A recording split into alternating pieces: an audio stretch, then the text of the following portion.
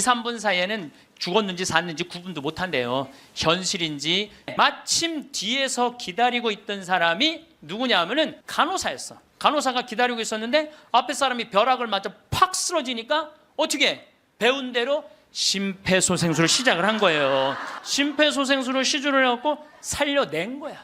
이게 육신을 살려내면 영혼이 아무리 천국에 가도 다시 돌아와야 된대, 육신으로. 그래서 세상에 돌아온 거예요. 그래서 옛날에는요, 사람이 죽을 때 눈을 뜨고 주고 입을 벌리고 죽으면 눈을 감겨주고 입을 다물어 줬던 이유가 영혼이 다시 돌아오지 못하게 하려고. 그렇게 다물어 줬다는 거예요. 근데 이 사람은 너무 천국에서 행복하게 있는데 이 간호사가 이 주책맞게 심폐소생술을 해서 살려낸 거야. 눈을 떴고 당신은 병원에 있습니다. 의사들이 눈앞에서 오갑니다. 안타깝지만 당신은 오래 살지 못할 것 같습니다. 당신은 슬프면서도 이상하게 마음이 차분해집니다. 뭐라 설명할 수 없는 감정인데요. 눈앞 의사들도 너무 태연해서 당신에게 위로가 될 정도입니다. 병실로 옮겨졌고 가족들이 보입니다. 가족들은 당신에게 용기를 주지만 사실은 그들이 절망하고 있습니다. 의사가 당신을 보러 왔습니다. 당신은 얼마나 더 살 수 있는지가 가장 궁금합니다. 그는 통계적인 임상 경험으로 당신에게 대략 얼마만큼 시간이 남았는지 알려줄 수는 있습니다. 그러나 의사도 신은 아니기에 확신할 수는 없습니다. 때문에 많은 의사가 애매한 답을 들려주죠. 물론 당신이 의사가 예상하는 것보다 더 오래 살 수도 있습니다. 그러나 안타깝게도 당신이 바라는 것보다는 일찍 죽게 될 것입니다. 당신은 갑자기 변하기 시작합니다. 몸이 불균형에 빠진 것 같은 느낌이 들고 힘이 잘 들어가지 않습니다. 또 갑자기 딸꾹질이 날 수도 있고 이유 없는 가려움증이 생길 수도 있습니다. 이런 현상을 의사들은 증상의 부담이라고 부르는데요. 건강하던 때와는 다르게 당신이 스스로 몸의 감각에 신경 쓰다 보니 생기는 현상입니다.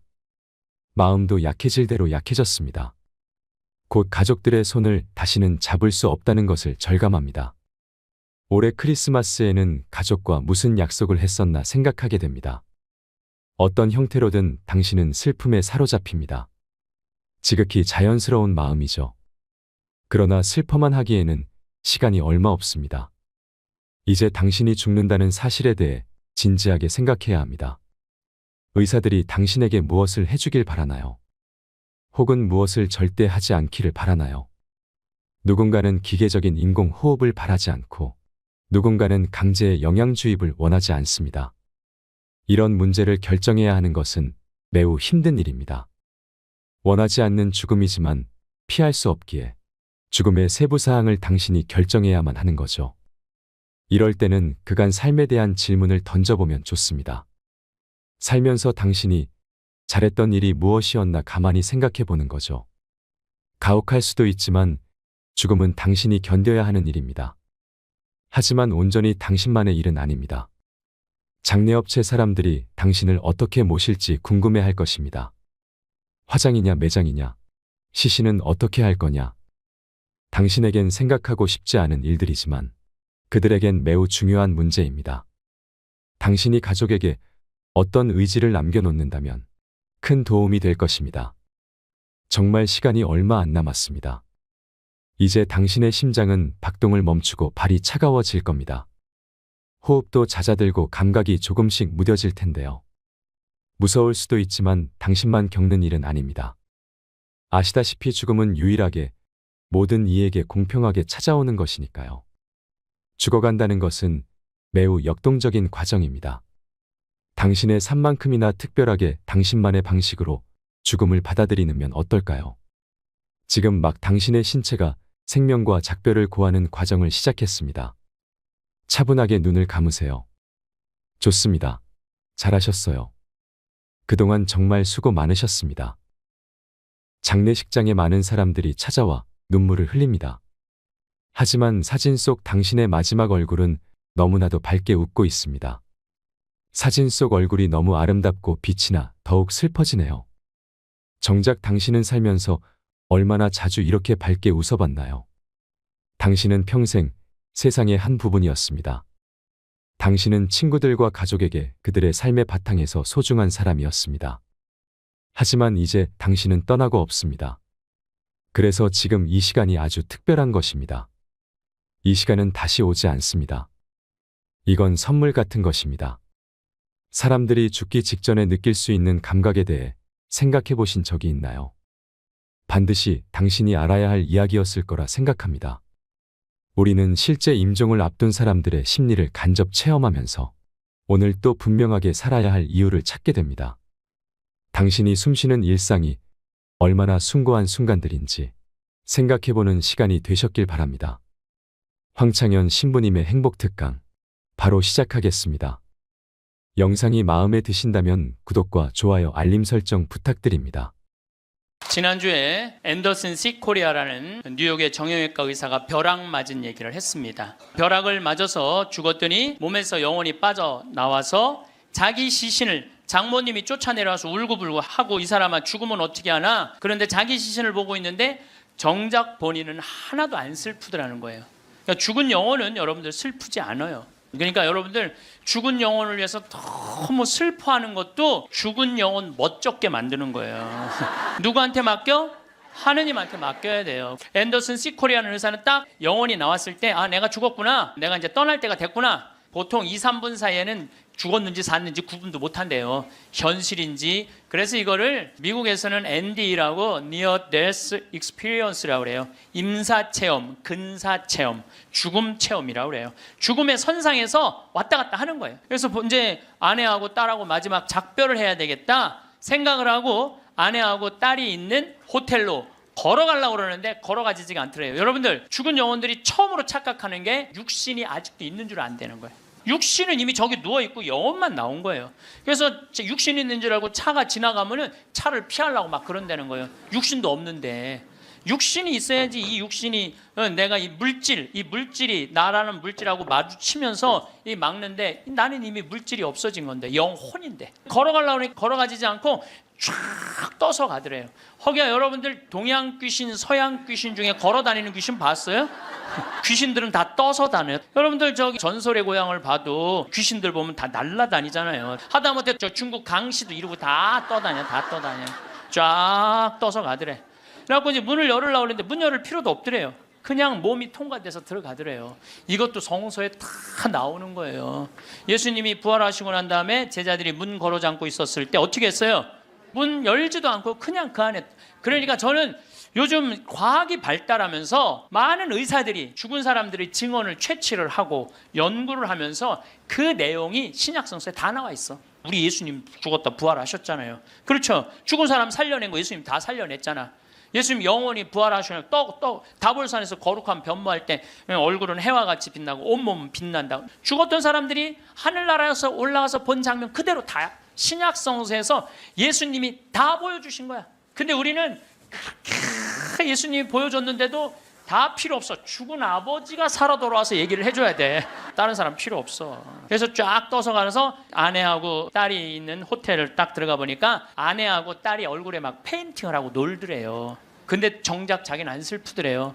떠나야 되겠구나. 그래서 그 죽은 사람들의 특징이 저 빛 있는 데까지 가는 여행길이 그렇게 멀게 느껴진대요. 근데 그 속도가 너무너무 빠르다는 거예요.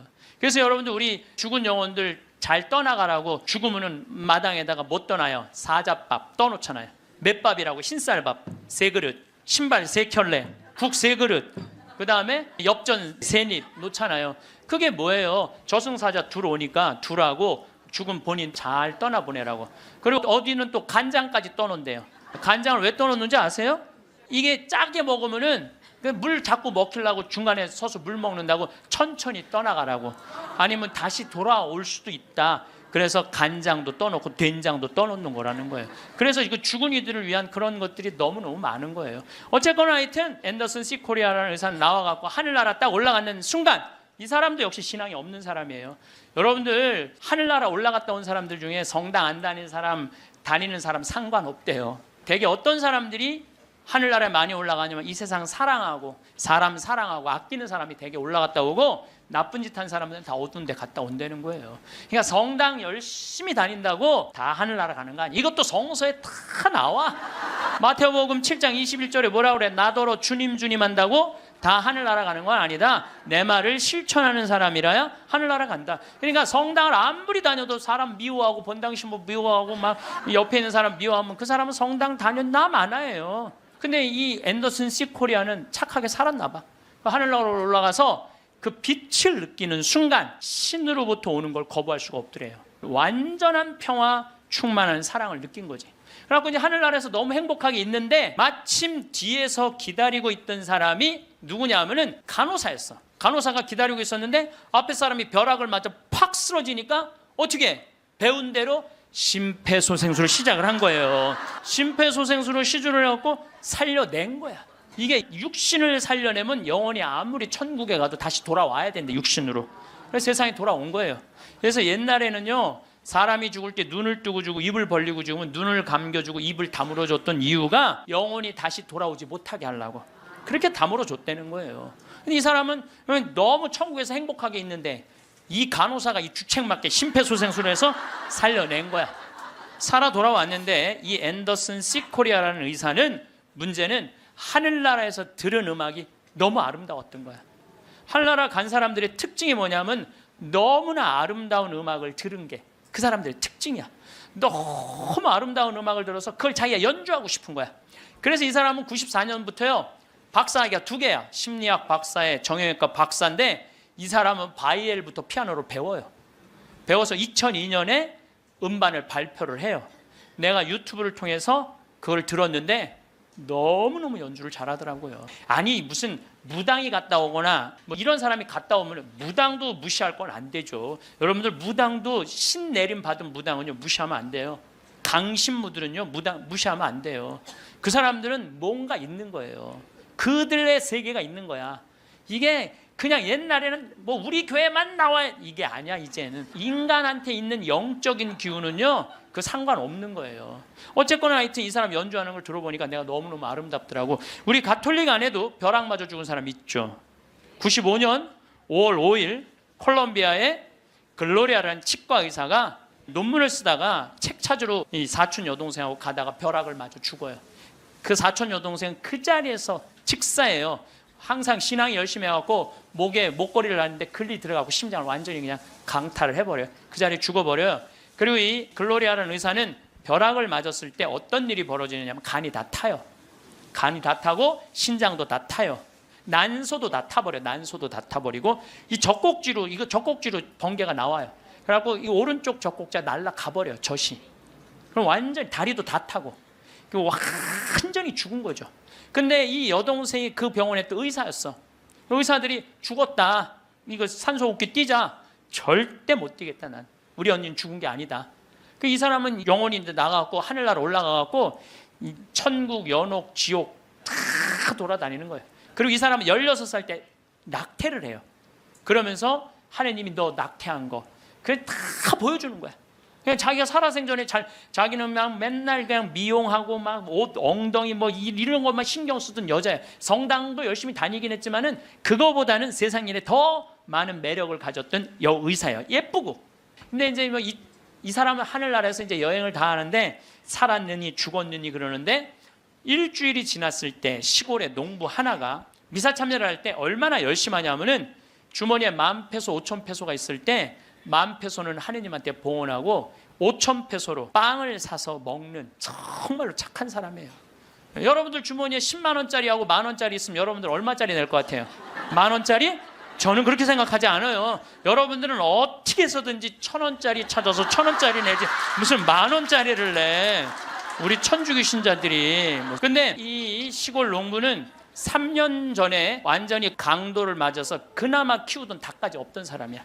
아무것도 없는데 하느님한테 10,000페소 봉헌하고 5,000페소로 빵을 사요. 근데 저도 이번에 남미에 한 달 동안 강의 갔다 왔지만은 남미 사람들은요 빵을 다 신문지에 싸서 팔아요. 그리고 그 신문지를 싸서 빵을 펼치는데 신문지에 글로리아라는 의사 기사가 떠요. 그걸 보고 이 사람 그 자리에 무릎을 꿇어요. 하느님, 이 능력 있는 의사를 만약에 살려 돌려보내신다면 내가 성모님 성지 순례를 갈 것이고 죽은 이들을 위한 기도를 열심히 하겠다고. 그걸 하느님이 들어요. 참 신기하죠? 그 사경을 헤매는 그 글로리아라는 의사한테 하느님이 하늘나라에서 이런 얘기를 해요. 내가 너를 살려 돌려보낼 것이다. 왜 돌려보내느냐면은 너의 공로가 아니다. 이 시골의 농부, 너무 나를 따르고 사랑하는 이 농부가 너를 위해 간절하게 기도했기 때문에 내가 너를 살려 돌려보내는 것이다. 돌아가서 이 하늘나라에서 본 것을 증언을 해라. 그리고 살려 돌려보내요. 그래서 이 글로리아라는 의사는 살아 돌아와요. 그런데 일주일이 지나고 다리를 너무 피가 안 돌기 때문에 잘라야 된다고 그러는데 이 사람은 살아 돌아와서 간도 재생이 되고 난소도 재생이 되고 신장도 재생이 되고 다리도 다 재생이 돼요. 그래갖고 애까지 또 낳아요. 정말 애를 하나 더 낳아요. 그리고 지금은 온 세계에 다니면서 자기가 벼락마저 죽고 난 다음에 살아 돌아와서 하늘나라 경험 얘기한 걸 다 얘기를 해주는 거예요. 여러분들 우리 죽은 이들을 위해서 기도하는 거 우리 가톨릭 교회 가장 아름다운 전통 중에 하나예요. 저는 이렇게 본당에 초상이 나면은 연도 바치러 꼭 갔어요. 연도를 바치러 내가 이제 저녁 한 8시나 9시쯤 가면은 그 연도꾼들이 꽉 차 있으면 기분이 너무너무 좋아. 교우들이 연도 바치러 주러 왔을 때 너무너무 기분이 좋아. 왜냐하면 여러분들 연도 바칠 때 뭐라 그래요? 성부, 성자, 성령, 이 영혼 구원하여 주소서. 성모님, 요셉 성인 이 영혼 구원하여 주소서. 모든 천사들 이름 부르면서 이 영혼 구원하여 주소서. 베드로, 야고보, 요한, 안드레아, 베네딕토, 루시아, 아네스 이 영혼 구해달라고 계속 성인들 이름 부르면서 구원해달라고 그러잖아요. 그럼 여러분들 생각을 해봐요. 우리가 이제 죽으면 하늘나라 올라가면은 하느님이 심판하지 않는다니까요. 베드로한테 맡겼잖아요. 베드로가 이제 천당 보낼지 연옥 보낼지 지옥 보낼지 결정할 거 아니야. 혼자 결정하지 않을 거예요. 수호천사 부르고 아까 성서에도 얘기했잖아요. 하늘의 천사가 너를 지켜보고 있을 것이다. 수호천사 부르고 수호 성인 부르고 연관된 성인들 다 불러서 천당 보낼 거냐 지옥 보낼 거냐 연옥 보낼 거냐 얘기를 할 거야. 근데 밑에서 계속 이름 불러대면 성인들이 회의하다 뭐라 그럴 것 같아요? 야 우리 이름 이렇게 불러대는데 웬만하면 올려보내자 그냥. 그게 바로 연도의 효과예요. 연도의 효과. 그래서 여러분들 본당에서 세상 떠나는 교우들이 연도 났다 그러면은 시간 내서 꼭 가서 술을 먹으라는 것도 아니고 그냥 잔치밥을 먹으라는 것도 아니에요. 그냥 여러분들 가서 연도 바쳐주는 거 최고의 선물이에요. 제가 지난 봄에 우리 교구에 젊은 신부님 엄마가 돌아가셔서 61에. 근데 그 엄마가 나 한참 병 모으고 비누 공장 할 때 많이 도와줬던 엄마야. 송탄 본당 자매님인데 내가 또 너무 우리 생태마을에서 그 아들은 지금 유학 가 있는데 우리 생태마을에서 같이 나오고 일도 많이 하고 그래서 내가 사순식에 인천교구에서 사순 피정을 해주고 저녁 주일날 밤 9시에 송탄 장례식장을 갔어요. 갔는데 사순식이면 신부들이 얼마나 피곤해. 하루 종일 성사 주고 그런데도 그 9시에 그 엄마를 위해서 신부들이 30명이 모여 있더라고요. 다음 날은 물론 주교님이 월요일 날 장례 미사를 해 주시죠. 그런데 우리 수원교구는 신부님 부모님이 돌아가시면 주교님이 미사하기 전에 계속 매 시간 미사를 해요. 와서 그게 우리 신부들이 그 동기 신부들에 대한 예의야. 예의. 그래서 매 시간 그러니까 수백 명이 우리 수원교가 한 450명 되니까 수백 명이 와서 미사를 해주는 거야. 근데 그날도 내가 이제 마침 주례를 하게 돼갖고 미사를 주례를 하는데 하늘나라에서 회의하는 소리가 들리더라고요. 아니 진짜로 하늘나라에서 회의하는 소리가 들리더라니까요. 이번 분은 대단한 분인가 보다. 이거 신부들이 수백 명이 이렇게 미사를 봉헌하니 이번 분은 그냥 묻지도 따지지도 말고 올려보내라. 그래서 우리 신부 엄마는 묻지도 따지지도 않고 천당 올라갔을 거예요. 분명히. 지난 봄에 또 내가 대국교구 교우들 위해서 토요일 날 강의를 갔어요. 그때도 1000명 이상 모였어요. 근데 오전 10시 강의인데 저는 항상 어디든 2시간 전에 도착을 해요. 강의 2시간 전에 도착을 해서 미리 이제 밥을 먹어요. 근데 이제 밥 먹을 때는 이 옷에 튀면 안 되니까 항상 사복을 먼저 입어요. 사복을 입고 허름한 청국장 찌개집 아침에 청국장 찌개집을 들어갔어. 찌개집을 딱 들어갔는데 아주 멋있게 생긴 노신사가 머리가 하얀 노신사가 나를 딱 보더니 눈이 점점 커지는 거야. 그러니까 나를 아는 거지. 나를 아는데 근데 이제 로만 칼날 아내니까 진가민가 했나 봐요. 그렇다고 내가 가사 걷고 저는 황창현 신부입니다 이렇게 할 수가 있나. 그냥 아시는 걸로 끝나는 거죠. 그래서 앉아갖고 이제 그 노신사 먼저 밥이 나왔어요. 근데 밥을 독특하게 드시더라고. 밥이 나왔는데 밥 몇 숟갈을 한 몇 알을 떠더니 뚜껑에 딱 올려놓더니 잠깐 이러더니 밥을 먹기 시작하더라고. 독특하다. 저건 개신교법도 아닌데 독특한 우리 천주교법도 아니고. 그래서 이제 나도 이제 밥이 나와갖고 이제 난 이제 성호를 이제 긋고 이제 밥을 먹으려고 이제 사복을 입었어도 성호를 딱 그니까 성호를 그니까 그때서 그 노신사가 이렇게 말하는 거예요. 혹시 황창현 신부님이시냐고? 그래서 나 황창현 신부 맞다고. 그랬더니 자기는 불자라는 거예요. 불자인데 신부님 행복 특강을 돈도 안 내고 너무 잘 본다는 거야. 어쩜 이렇게 젊은 신부가 모르는 게 없냐고. 자식들한테 한 푼도 주지 말고 다 쓰고 통장에 500만 원만 남기라는 말 너무너무 공감한다고, 너무 고맙다고 그러더라고요.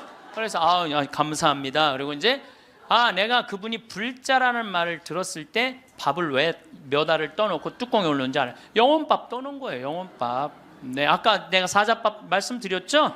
우리 죽으면 영혼들 떠나 보내듯이 여러분들 우리도 밭에 나가고 일할 때 참 나오면 밥 몇 알 뿌리면서 뭐라 그래요?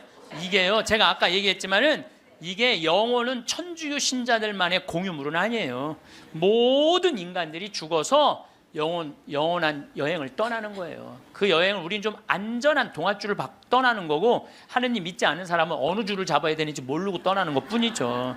우리는 좋은 줄을 잡고 있는 거죠. 영혼밥 떠는 거죠. 그래갖고 이제 그 노신사는 이제 밥 먹고 갔어요. 나도 이제 밥을 다 먹고 계산을 하려고 그랬더니 아주머니가 아까 그 노신사가 밥값을 내고 갔다는 거예요. 내가 그때 깨달은 진리가 하나 있어요. 우리 천주교 신자들이요, 밥 먹을 때 반드시 성호를 긋고 먹어야 돼. 그래야지 뭔가 얻어먹는 게 있는 거예요. 여러분들 성호를 거야지.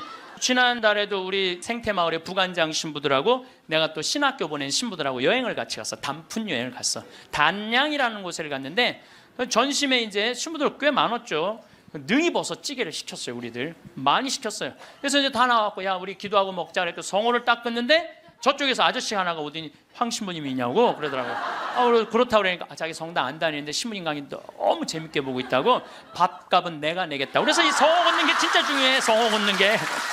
우리 천주교 신자들 영혼밥 떠나요 안 떠나요? 떠나요. 왜 안 떠나요? 여러분들 영혼밥 떠나요. 우리 식사 후 기도 때 뭐라 그래요? 전능하신 하나님 베풀어 주신 모든 은혜 감사드리나이다. 주님의 이름은 찬미를 받으소서, 이제와 영원히 받으소서. 세상을 떠난 모든 교우들이 천재자비하심으로 평화의 은식을 얻게 하소서. 이게 영어 기도문에 없어요. 내가 영어로 식사 전후 기도 하거든요. 없어요. 영어. 한국에만 있는 기도문이에요. 영혼들을 위한 기도. 참 좋은 기도문이에요. 그러니까 이게 연옥 영혼들이요, 다른 나라 사람들 천주교 신자들 밥 먹을 땐 쳐다도 안 봐. 근데 누구 밥 먹을 때만 기다려? 한국 천주교 신자들 밥 먹을 때만 기다리고 있는 거예요. 그 영혼밥 한번 얻어 먹어보려고. 근데 우리 천주교 신자들이 얼마나 못됐는 줄 알아요? 식사 전 기도는 해 그나마. 근데 식사 후 기도하는 신자가 거의 없어요. 그냥 일어나는 거야. 얼마나 영혼에서 황당하겠어요. 연옥에서. 여러분들 이제 식사 후 기도하세요. 꼭 하세요. 우리들이 항상 영혼들을 위해서 기도해야 돼. 또 묵주기도 끝에 뭐라 그래요? 예수의 우리 죄를 용서하시며 우리를 지옥불에 소구하시고 연옥 영혼을 돌보시며 가장 버림받은. 여러분들 이게 1917년 파티마 성모님이 루시아 프란치스코 히아친트한테 부탁한 거예요. 왜? 연옥 영혼들이 너무 불쌍한 영혼들이 많으니까 너희들 기도해라고. 그러니까 저는 요즘 이렇게 이 죽음 강의를 준비하면서 장례차가 지나가면은요, 천주교 신자, 개신교 신자, 불교 신자 가리지 않아요. 가리지 않고 성호 커요. 성호 긋고 하느님 저 영혼 구원해달라고 좀 기도해요. 나는 도저히 이해가 안 가는 종교단체가 있어요. 우리 교회에 나와야만 구원받는다고 얘기하는. 근데 그 몇 명이냐면 14만 4천 명에 속해야만 구원받는다고. 난 이해가 안 가요. 여러분들 하느님이 그것도 2000년 역사상 대한민국의 고교회 14만 4,400만 명만 구원하려고 당신 아들 죽였겠어요? 온 인류의 하느님을 이렇게 째째하겠어요? 다 구원하고 싶어 하세요. 만약에 14만 4,400만 명만 40 말도 안 돼. 14만 4천 명만 구원하려고 그러면 나는 예수님 그럴 것 같아. 14만 4천 명 구하려고 그러면 예수님이 이랬을 거야. 야 베드로야 네가 죽어라. 그 14만 4천 명. 예수님은요 모두를 구원하시기 위해서 십자가 지신 거예요. 그래서 하늘나라는 활짝 열려 있는 거예요. 불교에는요 4대 보살님이 있어요. 관세음보살, 지장보살, 보현보살, 문수보살이 있어요. 관세음보살은 이 세상에 자비를 베푸는 보살이에요. 근데 지장보살님은 저 지옥에 단 한 명이라도 있으면은 자기는 성불하지 않겠다고 그러는 보살님이에요. 아니 우리는 지옥에 가면 천국에 못 가잖아요. 근데 불교는 또 달라요 우리하고. 그러니까 지옥의 마지막 한 명까지 구원하겠다는 게 그 보살님의 마음인 거야. 나는 그 보살님이 너무 마음에 들어. 이게 난 하느님의 마음이라고 생각 들어요. 하느님의 마음. 그러니까 여러분들도 모든 사람들이 구원받을 수 있도록 항상 기도하셔야 돼요. 여러분들은 구원받을 것 같아요? 안 받을 것 같아요? 여러분들 구원받아요. 적어도 이 시간 강의 듣겠다고 여기 나와서 앉아있는 여러분들은 구원받아요. 여러분들 천당 간다는 확신 있으면 행복하지 않겠어요? 행복하죠? 내가 이제 막 죽을 때가 다 됐어. 근데 싹 하느님이 와갖고 한 일주일 전에 귀에다 대고 너 축하해, 너 천당이야 이렇게 얘기하면 행복할 것 같아요? 안 행복할 것 같아요? 행복하겠죠? 근데 이거를 누구한테 하느님이 하냐면 프란치스코 성인한테 해요. 프란치스코 성인한테 나타나갖고, 프란치스코는 굉장히 빨리 돌아가시잖아요. 40대 초반에 돌아가시잖아요. 하느님이 와서 너는 연옥의 벌을 면한다. 바로 천국이다. 그랬을 때 프란치스코 성인이 너무 행복하고 일주일 동안 밥을 안 먹었다는 거야. 너무 행복해서. 나도 지금 하느님이 오늘 저녁에 와갖고 창현아 너 천당이야. 우리 인사발령 신부들 인사발령 굉장히 기다려지거든요. 뭐 저야 뭐 평창에 있으니까 뭐 인사발령이 별로 없으니까. 그래도 신부들 인사발령 굉장히 기다려져. 그럼 인사발령 때 가고 싶은데 너 거기야라고 얘기하면 신부들이 얼마나 좋겠어요. 근데 우리 마지막 인사발령 너 천국이야. 마지막 인사발령. 근데 마지막 인사발령이 너 지옥이야. 그러면 어떻게 될 것 같아? 가슴이 철렁하죠. 여러분들은 구원 받으세요. 예수님은요 마테오복음에 지옥 얘기 그렇게 많이 안 하세요. 마테오복음에 천국 얘기는 37번 하고 지옥 얘기는 13번밖에 안 해요. 다른 복음에는 아예 지옥이 거의 없어요. 많이 나와요. 한두 번밖에 안 돼요. 그리고 나머진 한번 오늘 저녁에 집에 가서 성서 읽어보세요. 여러분들 눈이 확 뜨일 거야. 끊임없이 하늘나라 얘기를 해요. 끊임없이 기쁜 소식 얘기를 해요. 하늘나라 하늘나라 하늘나라. 내가 이만큼 하늘나라에 관련된 성서가 꽉 차 있어요. 그러니까 하느님이 주고 싶은 거는 뭐예요? 하늘나라예요. 예수님이 뭐하러 그렇게 십자가에 고통스럽게 돌아가셨겠어요? 우리한테 천국을 주기 위한 거예요. 요한복음 3장에 보면은 예수님이 니코데모하고 얘기할 때 이런 얘기를 해요. 믿는 사람은 누구나 사람의 아들 안에서 영원한 생명을 얻게 하려는 것이다. 하느님께서는 세상을 너무나 사랑하신 나머지 외아들을 내줬다고 그래. 이 내줄 때는 확실히 주는 거예요. 내주시오. 그를 믿는 사람은 누구나 멸망하지 않고 영원한 생명을 얻게 하셨다. 하느님께서 아들을 세상에 보내신 것은 세상을 심판하시려는 것이 아니라, 예수님이 한 말이에요. 하느님께서 아들을 세상에 보내신 것은 세상을 심판하시려는 것이 아니라 세상이 아들을 통하여 구원을 받게 하시려는 것이다. 참 쉽죠? 믿기만 하면 되는데 그게 이렇게 어려워? 믿기만 하는데 그거 그냥 천장 쳐다보고 있는 거야 없는 거야 이러고 앉아 있으니 참. 요한복음 5장 29절에도 선을 행한 이들은 부활하여 생명을 얻고 악을 저지른 자들은 부활하여 심판을 받을 것이다. 요한복음 5장 39절에 이런 얘기가 나와요. 너희는 성경에서 영원한 생명을 찾아 얻겠다는 생각으로 성경을 연구한다. 바로 그 성경이 나를 위하여 증언한다.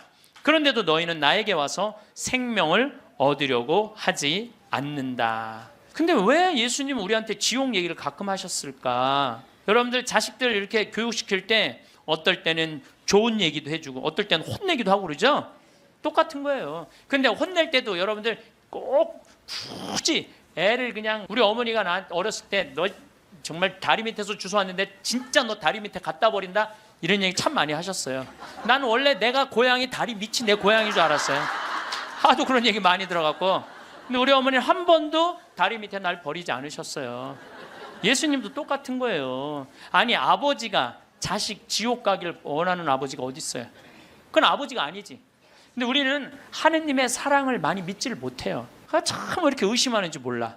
저는 본당 신부 10년을 하는 동안 총회장님 4분하고 살았어요. 근데 이 4분의 총회장님들이 정말 열심히 했어요. 일을. 그러니까 우리 동창 신부들이 성당에 오면 맨날 총회장이 있는단 말이야. 야, 니네 총회장을 어떻게 하길래 저렇게 열심히 하냐? 나 별말 안 했어. 딱 한마디밖에 안 했어. 무슨 말 했는데? 나는 총회장님을 믿는다. 믿는다는 말 한마디에 총회장님이 책임감을 느끼는 거예요. 본당 신부가 믿는다는데 그러니까 저는 강의 다닌다고 성당 거의 있었던 적이 없어. 맨날 성당 비우고 돌아다녔는데 두 번 다 성당을 신설 성당이니까 성당을 하나는 전 신부님이 져주신 거 내가 완성을 했고 두 번째 성당은 내가 처음부터 끝까지 졌거든요. 그래도 저도 성당에 생전 안 붙어 있었어요. 그래도 성당 너무 잘 져줬어. 근데 누가 다 책임진 거예요? 총회장이 다 책임. 뭐 때문에? 내가 믿는다는 말 한마디에. 여러분들 그 많은 신들 중에 인도에는 신이 3억 명이나 된다는데 그 많은 신들 중에 야훼 하느님 당신만을 나의 주님으로 믿습니다라고 고백하면은 하느님은 나한테 책임감 느낄 것 같아 안 느낄 것 같아? 아니 저놈이 날 믿는다는데 저거 하나 천당에 못 데리고 오겠어요? 근데 만약에 여러분들이 어느 날은 믿는 것 같고 어느 날은 안 믿는 것 같고 그럼 하느님 어떠실 것 같아요? 어느 날은 책임져야 될 것 같고 어느 날은 책임지지 않아도 될 것 같고 그러네. 믿으려면 어떻게 믿어야 돼? 확실하게 믿어야 돼. 그리고요 제가 예비자 교리 참 잊지 못하는 예비자가 하나 있었어. 6개월 동안 그렇게 예수님에 대해서 얘기하고 성경에 대해서 얘기하고 예수님 증언했는데 6개월 후에 교리 마지막 끝에 자 마지막으로 질문해 보십시오 그랬더니 딱 손을 들더니 신부님 솔직히 얘기해 달라는 거예요.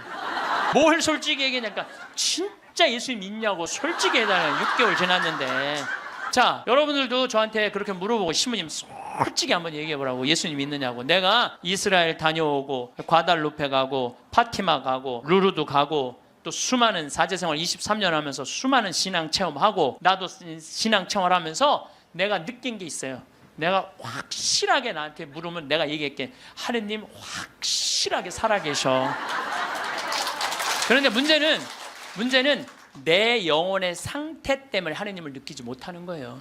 하느님은 그냥 계셔. 근데 내 이놈의 영혼이 왔다 갔다 하는 거지. 하느님이 있다 없다 하는 게 아니야. 내 마음 안에 신앙이 있다 없다 하는 거지. 하느님은 그냥 그대로 그 자리에 계셔. 내가 깨어서 기도하고 주님을 끊임없이 찾고 주님께 찬양을 드리고 감사를 드리면요 주님은 응답해 주세요. 근데 혼자 그냥 방구석에 갖고 있는 거야 없는 거야 이러면은요 아무리 대답해 주고 싶어도 방구석에서 나와야지. 근데 여기 지금 나와 있는 분들은 대답을 듣잖아요. 마태복음 25장에 슬기로운 처녀, 미련한 처녀 얘기가 나와요. 슬기로운 처녀 등잔에는 기름이 많았고 미련한 처녀 등잔에는 기름이 하나도 없었어. 미련한 처녀들은 어떤 처녀들이 미련한 처녀들이냐면 맨날 의심하고 성당도 안 나오고 가난한 사람도 안 도와주고 그냥 이러고 있는 처녀들이 미련한 처녀들이에요. 슬기로운 처녀들은 어떤 처녀들이야? 명동에서 피정 있다 그러면 아침부터 와서 앉아있고 이 처녀들이 기름 종지에 기름이 많은 처녀들이에요. 여러분들이 이웃에게 복음을 선포하고 참된 삶의 길, 진리의 길을 가르쳐주는 거 기름 한 방울 모으는 일이에요. 성교에는 어느 누구도 개인이 지옥에 떨어졌다고 단정 짓지 말라는 거예요. 하다못해 어떤 부인이 남편이 다리에서 뛰어내려서 죽었어. 자살을 했어. 너무 슬퍼. 매일매일 우는 거야. 내가 이거 정말 책에서 내가 읽은 거예요. 요한 마리 비안네 신부님한테 찾아간 거예요. 신부님, 천주교에선 자살하면은 지옥에 간다는데 우리 남편은 다리에서 뛰어내려 죽었는데 어떻게 하면 좋으냐고. 근데 이 요한 마리아 비안네 신부님이 내 속을 뻥 뚫리는 얘기를 했어요. 그 신부님이 뭐라고 그랬냐면 그 부인한테 걱정하지 마라. 당신 남편 지옥 안 갔다. 무슨 소리냐. 지옥에 간다는데 그 다리 밑에서 강까지 떨어지는데 시간이 굉장히 오래 걸린다는 거예요. 떨어지는 사이에 회개를 했다는 거예요. 웃을 일이 아니에요. 아니 내가 왜 말만 하면 웃어. 실질적으로 그 순간에 회개할 수 있다는 거예요. 그리고 당신 남편은 그 순간 떨어지면서 회개를 했기 때문에 지금 연옥에서 지금 훈련을 받고 있으니까 걱정하지 말라고. 연옥벌이 끝나면 천국에 올라가니까. 그래서 여러분들 우리가 예수 마리아 요셉만 외워도 연옥에 7년제가 감해진대요. 예수 마리아 요셉 누구 불쌍한 영혼들 기억하여 주소서. 3종 기도만 해도 10년을 감해진다는 거예요. 3년 기도. 그러니까 식사 후 기도, 예수 마리아 요셉 3종 기도 얼마나 좋아요. 밥 먹을 때 그냥 하면 되는데 그게 그렇게 힘들어? 아니 나는 우리 부관장 신부하고 아예 식탁에다 3종 기도 이렇게 써놔요. 그럼 써놔갖고 부활 3종 기도 그때 가면 또 까먹잖아. 부활 3종 기도. 그래서 영어로도 한 번 하고 우리나라 말로도 한 번 하고 그래 좋더라고요. 3종 기도 하는 거. 식사 후 기도는 반드시 하고. 근데 어떨 때는 나 식사 후 기도 벌써 일어나서 가는 신자들 태반이야. 나는 전능하신 하느님 벌써 가. 세상을 떠난 모든 교우들이 천재자비하시고 평안히 아직도 한참 남았는데 그러지 말라는 거예요. 1991년 팸 레이놀즈라는 이 가수는 미국의 가수인데 작곡가 겸 가수인데 심한 뇌 동맥류가 걸려요. 이 수술은 굉장히 위험한 수술이에요. 왜냐하면 이 사람을 수술하면 뇌에 있는 피를 다 빼야 돼. 뇌에 있는 피를 다 빼고 심실 정지, 심장을 정지시켜야 돼. 그러니까 사실은 죽이는 거예요. 죽였다가 다시 살리는 수술이야. 그런데 이 사람이 97년에 수술을 해. 애리조나 대학에서. 이때 지금은 죽음 이후의 세계에 대한 연구가 미국이 너무 많이 해요. 100개 대학에서 연구를 하고 있어요. 지금 우리나라만 지금 죽음 이후에 대한 관심이 없지, 미국엔요 그런 책, 뭐 애프터 라이프, 뭐 죽음 이후의 세계, 뭐 너무너무 책이 많아요. 뭐 영어로 된 책 내가 미국에 가서 이 강의하니까 엄청나게 선물을 하더라고요. 어쨌든 이 팸 레이놀즈가 수술할 때는 의사들이 완전히 죽이는 수술이니까 저 사람이 진짜 영혼이 빠져나오느냐 그거 참관을 해요. 근데 여러분들 이 사람은 뇌에 피를 빼고 심장을 전지시키고 완전 마취를 하고 수술하는 거예요. 여러분들 마취 수술 해봤던 경험 있으세요? 나도 20년 전에 맹장 수술할 때 마취를 했는데 한심하더라고요. 내가 신부님 마취 들어갑니다 그런데 그게 뭐라고 딱 들어갔는데 아무 생각이 안 나는 거야. 먼저 나 탁탁 치는데 깨어나 보니까 벌써 배를 가르고 맹장을 떼어냈다는 거야. 아니 내 맹장을 떼어냈는데 내가 모르는 게 말이 돼? 답답하더라고요. 떼어냈다는데. 그래서 내가 다음에 수술할 때 반드시 정신을 똑바로 차리고 아무리 마취를 해도 내가 어떻게 수술하는지 지켜봐야 되겠다. 근데 내가 이제 거의 한 5년 전에 위암 수술을 하게 됐잖아요. 위를 3분의 1을 잘라내잖아요. 그래서 이제 난 6시간짜리 마취를 이제 하러 들어갔는데 이제 수술실 들어가면서 내가 속으로 나한테 외웠어요. 정신 똑바로 차려야지. 정신 똑바로 차려야지. 수술실 들어가고 신부님 마취 들어갑니다. 그럴 때 딱 씌울 때 정신 똑 그걸로 끝이야. 정신 똑 그걸로 끝이야. 깨어나 보니까 배를 가르고 위를 3분의 1을 잘라냈다. 이번에도 그냥 당한 거지. 그냥 아무 생각이 안 나. 아무 생각이. 근데 이 팸 레이놀즈도 이 수술실에 들어갈 때 뇌에 피를 다 뺐으니 이 사람은 아예 생각이 없는 사람이에요. 심실 정지시키고 그래갖고 딱 수술을 시작을 했을 때 이 사람은 영혼이 빠져나와요. 빠져나와갖고 수술실 장면을 지켜봐요. 의사가 간호사한테 지시하는 거, 수술 도구 전해주는 거, 그리고 자기 머리를 자르는 수술 도구를 봐요. 자기 머리 자르는 걸 봐요. 쫙 자르고 내가 이제 죽었구나. 그래갖고 이 팸 레이놀즈는 병원 위로 올라가고 하늘나라 올라가는데 자기 할머니가 목소리가 특이했대. 하늘나라에서 막 부르더래요. 오라고. 하늘나라 올라가 보니까 자기 할머니가 있고 죽은 형제 친척들이 쫙 있더래요. 너무 아름다운 모습으로 빛을 내고. 그러니까 죽은 사람들 거의 공통적인 의견이에요. 근데 자기 기타를 가르쳐준 외삼촌이 넌 아직 키워야 되는 애도 있으니까 넌 가야 된다고. 난 가기 싫다. 이거 너무 좋다. 가라. 가기 싫다. 그러면서 실갱을 하는데 삼촌이 확 미는데 수술이 끝난 거예요. 깬 거죠. 살아 돌아온 거죠. 근데 이 사람은 놀랍게도 참관한 의사들한테 의사들 배치를 다 얘기를 해줘요. 어떤 의사가 어느 자리에 있었고, 수술 도구는 여러분들 우리들이 수술하러 들어갈 때요 절대 수술 도구를 개봉을 안 해요. 오염될까봐, 감염될까봐. 그래갖고 의사들이 완전하게 다 방지를 하고 이 사람 마취 끝나고 난 다음에 수술 도구를 다 꺼내요. 그러니까 우리들은 수술 도구를 어떻게 생겼는지 몰라. 수술실에 들어간 사람 알아요? 몰라요? 모르죠? 근데 자기 머리 자른 거 전동기 칫솔같이 생긴 것까지 다 설명을 하는 거야. 너무너무 놀라운 거죠. 여러분들 이런 연구를요 하버드 대학, 예일 대학, 세계 최고의 대학들이 연구를 하는 거예요. 그냥 내가 무슨 뭐 무당하고 만나갖고 그냥 대충 얘기하는 게, 짜고 얘기하는 게 아니고 이건 뭐 논문으로 나오는 내용들을 여러분들한테 전해주는 거예요. 여러분들은 바쁘니까 책 읽을 시간이 없잖아. 내가 대신 읽어갖고 다 지금 전해주는 거예요. 미키라는 시각장애자, 앞이 안 보이는 사람인데 이 미키는 18살, 우리나라는 20살인데 교통사고로 죽어요. 근데 이 사람은 태어나서부터 앞이 안 보이던 사람이야. 그러니까 하얀색이 뭔지 까만색이 뭔지 빨간색이 뭔지 아무리 설명을 해줘도 모르죠. 태어나서부터 앞이 안 보이니까. 나무가 어떻게 생겼는지 뭐 설명을 해줘도 상상을 하지 꽃이 어떻게 생겼는지 알 수가 없잖아요. 근데 이 사람이 교통사고로 죽어요. 죽어서 딱 수술실에 들어갔는데 자기 몸을 처음으로 봐요. 반지를 보고 자기인 걸 알아요. 아, 내가 저렇게 생겼구나. 머리 모양을 보고 아, 내가 저렇게 생겼구나. 그리고 죽어서 하늘나라로 올라가는데 빨주노초 파남보를 다 보는 거예요. 너무 아름다운 빨주노초, 온갖 아름다운 꽃, 새, 나무를 보는 거예요. 그리고 하늘나라에서 너무너무 행복하게 있는데 수술해서 살려낸 거야. 육신을 살려내면 돌아와야 된다고 그랬잖아요. 돌아온 거예요. 돌아왔는데도 이 사람은 어떤 거야? 역시 앞이 안 보이는 거죠. 근데 역시 앞이 안 보이는데도 이 사람은 모든 색깔을 너무 정확하게 설명을 하는 거예요. 나무는 어떻게 생겼고 꽃은 어떻게 생겼고. 이 미키라는 사람도 굉장히 중요한 연구 대상자가 돼요. 왜냐하면 아예 시각장애자인데 모든 색깔에 대한 설명을 너무 잘하는 거야. 한 번도 색깔을 본 적이 없는 사람인데. 그러니까 영혼이 빠져나가는 거죠. 그래서 우리가 이게 죽는 걸로 끝나는 게 아니야. 죽음이 아니고 새로운 삶으로 옮아가는 과정인 거예요. 여러분들 이제 죽는 거 싫어요, 좋아요? 좋아해야 돼. 아니 죽는 게 싫으면 어떻게 해? 죽는 게 싫으면은 천주교 신자가 이제 죽는 거 좋죠? 그래도 죽는 게 싫어. 그래도 살아있는 게 나아. 이 이야기는 조금 더 다음 시간에 하면서 내가 죽음이라는 것이 그냥 우리가 하느님을 만나기 위해서는 반드시 죽음이라는 걸 거쳐야 돼. 제가 조금 어려운 얘기 하나 할게요. 나는 사실 어려운 얘기를 잘 안 하는 편인데 이번 건 굉장히 어려운 얘기예요.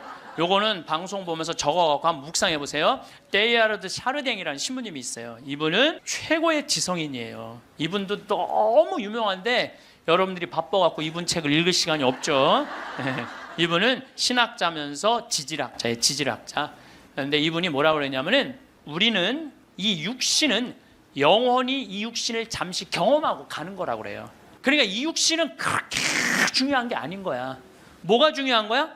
영혼이 중요한 거야. 영혼이 중요한데 우린 영적인 삶을 살지 않기 때문에 그 영적인 세계에 대해서 답답한 거예요. 그러니까 너무 육신에 매달리는 거, 육신의 관계에 매달릴 때 영혼의 그 영적인 세계가 죽는 거예요. 그래서 여러분들 기도하는 시간 자주 가지시고 이런 피정 시간 자주 가지시고 그럴 때 영혼의 눈이 뜨일 때 내가 쓰고 있는 육신이 언젠가 떠나야 되는 육신이라는 걸 깨닫게 될 때 삶의 지혜는요 엄청나게 바뀔 거예요. 자, 여러분들 마침 기도로 그 유명한 천상병 시인의 귀천 하늘로 간다. 우리는 언젠가 하늘나라로 가잖아요. 그거 기도 바치겠습니다. 귀천 나 하늘로 돌아가리라.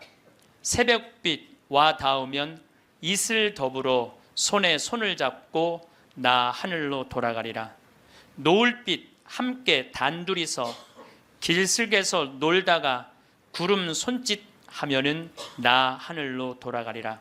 아름다운 이 세상 소풍 끝내는 날 가서 아름다웠더라고 말하리라.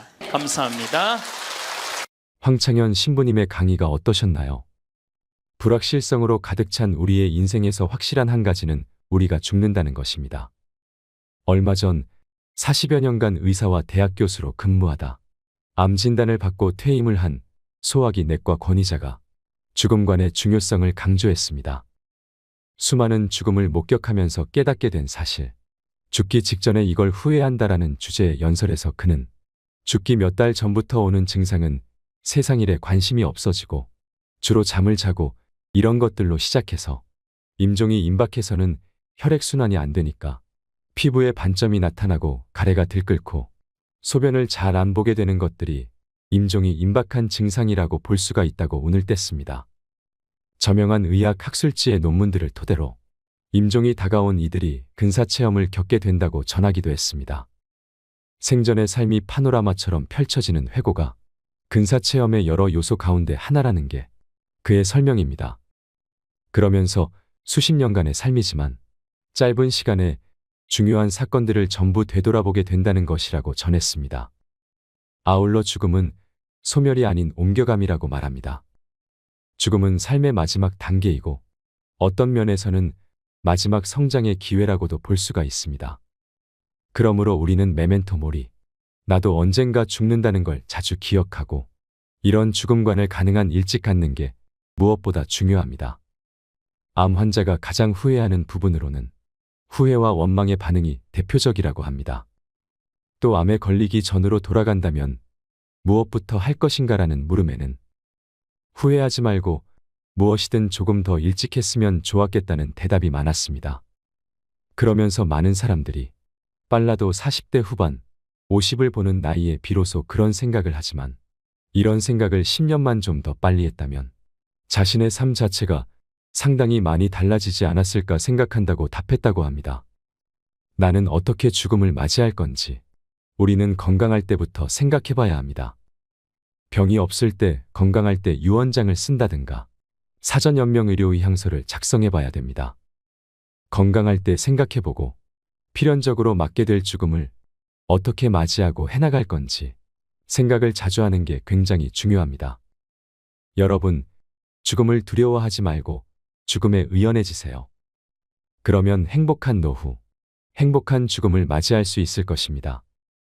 이상으로 책틀맨이었습니다. 지혜를 쌓는 당신의 오늘이 아름답습니다. 더 좋은 영상으로 찾아뵙겠습니다.